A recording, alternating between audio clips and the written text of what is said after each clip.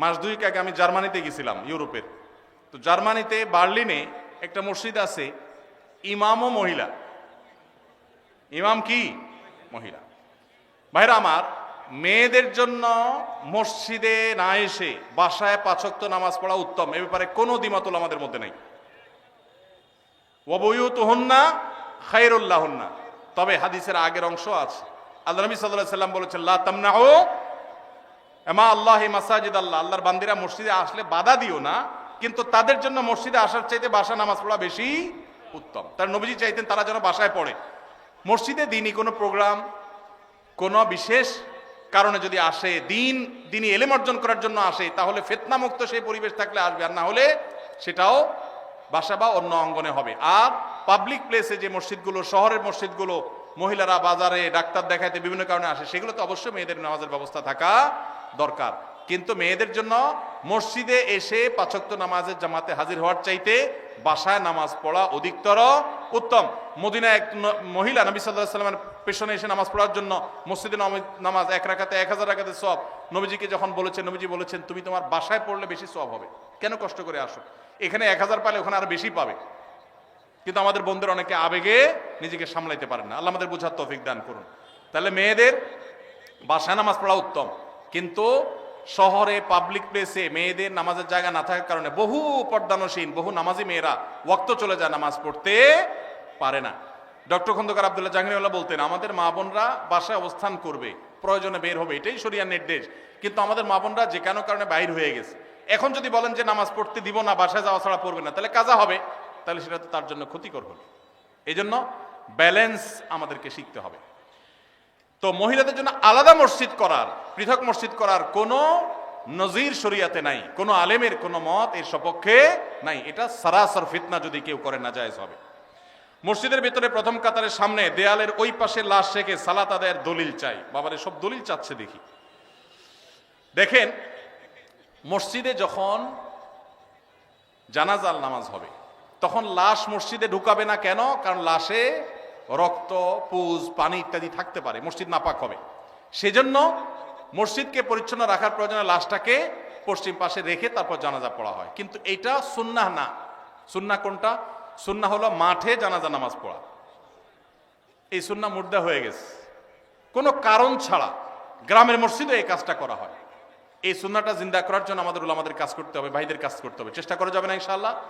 ফরজ নামাজ হয়ে যাবে, বাইরে এসে জানাজা নামাজ পড়বেন। আমি যেখানে জুমা পড়ি আলহামদুলিল্লাহ এভাবে আমি জানাজা নামাজ পড়ি। আমি সারা জীবন যেখানে যে মসজিদে গেছি আমি চেষ্টা করেছি এই সিস্টেমটাকে জিন্দা করার, সুন্নাত জিন্দা করার। আরেকটা সুন্নাত আমাদের জিন্দা করতে হবে, সেটা হলো ঈদের নামাজ মসজিদে পড়া সুন্নাত না মাঠে পড়া সুন্নাত? ঈদের আনন্দই মাটি হয়ে গেছে পোলাপালের এখন মসজিদে মসজিদে ঈদের নামাজ করে। আমি আমার শৈশবের কথা মনে পড়ে, একটা ঈদগাহ ছিল আমাদের পুরো ইউনিয়নে, অনেক দূর থেকে সেখানে যেতাম, যে আনন্দ পেতাম। এখন ঘরে ঘরে মসজিদে মসজিদে ঈদের নামাজ। কেন? কারণ কেউ কারোর মানতে চায় না। আরেকজন ঈদগাহে গেলে তো নিজের মাতবরি থাকে না, যেন সব মসজিদ আলাদাই মাতবরি করতে চায়। মসজিদে ঈদের নামাজ পড়া সুন্নাহর খেলাফ। হ্যাঁ, কোন শহরে ওইরকম পর্যাপ্ত মাঠ নাই, তাহলে মসজিদে পড়েন। রাস্তা বন্ধ করে নামাজ পড়ার চাইতে মসজিদে পড়া ভালো। ইয়াকুমুল জুলুস আলা তারিক, নবীজি রাস্তা বন্ধ করতে নিষেধ করেছেন, সেটা করবেন না। কিন্তু তাই বলে মসজিদ বাদ দিয়া, মাঠ বাদ দিয়া বিনা কারণে মসজিদে ঈদের নামাজ পড়বেন না, উন্মুক্ত জায়গা পড়বেন। এই সুন্নাহটাও জিন্দা করা দরকার। ঈদের যে আনন্দ সেটা এখন নাই। পোলাপান বসে বসে মোবাইল টিপে আর মসজিদে 5 ওয়াক্ত পড়ে, ঈদও পড়ে, আলাদা কোনো আনন্দ পায় না। ঈদগাহে যাওয়ার যে আনন্দ ওইটা কখনো মসজিদে আদায় হয় না। এই সুন্নাহটা আমাদের উলামারা চাইলে জিন্দা করতে পারেন। অনেক মাঠ আছে কিন্তু চেষ্টাও করে না অনেকে। আহমদুল্লাহ হুজুর, আপনার কাছ থেকে আমি জানতে চাই, কোম্পানির ডিউটি করতে গিয়ে যে হাম্মাম ব্যবহার করি, হাম্মাম মানে টয়লেট ব্যবহার করি, তাতে অনেক সময় নাপাক পানির ছিটকে পেছনের অংশে অর্থাৎ পাছায় লেগে যায়। এই শব্দ না লিখলেও হইতো রে ভাই, যতটুকু বুঝতে পারি ধুয়ে ফেলি। কিন্তু এই নাপাক পানি প্যান্ট বা শার্টে লাগার সম্ভাবনা 100 ভাগ। আমার এই পরিস্থিতিতে প্যান্ট ছাড়া নামাজ পড়ার কোনো উপায় নাই। তারপরও আমি এই অবস্থায় 5 ওয়াক্ত নামাজ পড়ি এবং আল্লাহর কাছে কান্নাকাটি করি। আমার নামাজ কবুল হবে কিনা? ভাইরা আমার, খুব দরকারি প্রশ্ন। আজকাল আমরা হাই কমোড ব্যবহার করছি অনেকেই, তাই না? হাই কমোডে বিশেষ করে এই সমস্যাটা হয় যে আপনি মলমূত্র ত্যাগ করেছেন, নিচ থেকে ছিটে এসে উপরে পড়েছে। বড় ছিটা যদি পড়ে তাহলে ওইটা আপনাকে পানি দিয়ে ধুইতে হবে। কিভাবে ধোবেন? ওই যে স্প্রে করছেন সেই স্প্রে পেছনের অংশে কোমরের অংশে আপনি স্প্রে করে ভালো করে ধোবেন, ব্যাস যথেষ্ট।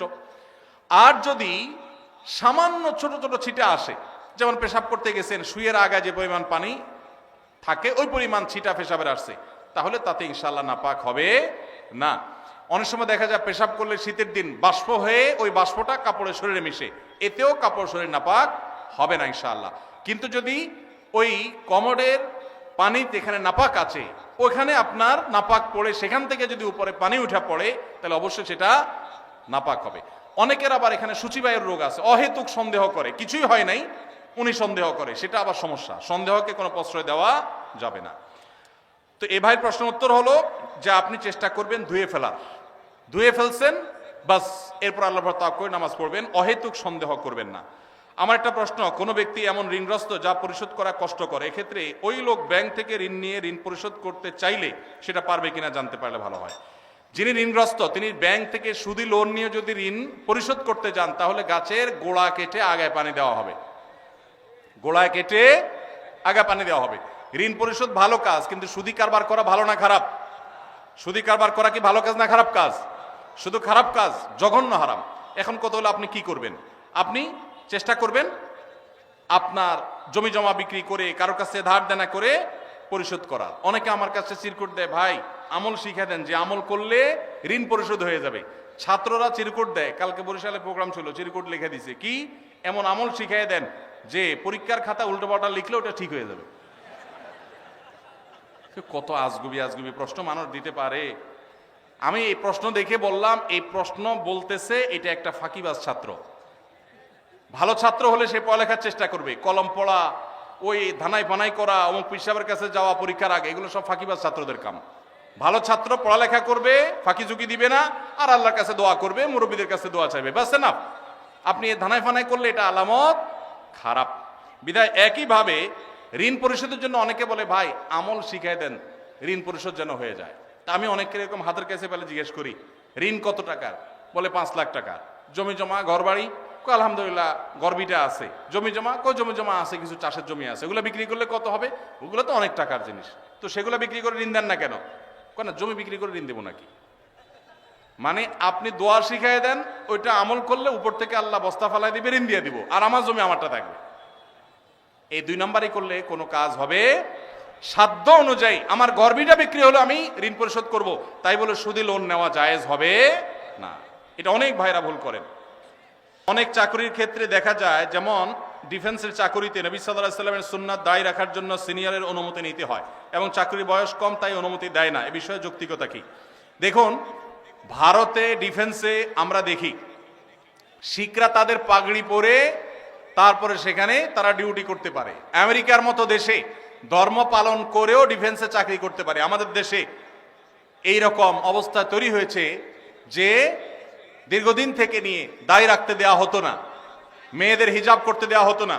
একবার বিমানে একজন বিমানবালা আমার কাছে একটা অনুরোধ করলেন যে, ভাই মেহেরবানি করে আমরা যারা হিজাব করে ডিউটি পালন করতে চাই, যদিও বিমানবালার ডিউটি হিজাব করে পালন করেও শরীয়ত মতো পর্দা করা কঠিন, বাকি জেনারেলি অন্যান্য ক্ষেত্রেও মেয়েদের যেন পর্দার সাথে করতে পারেন, তারা অনুরোধ করেছেন।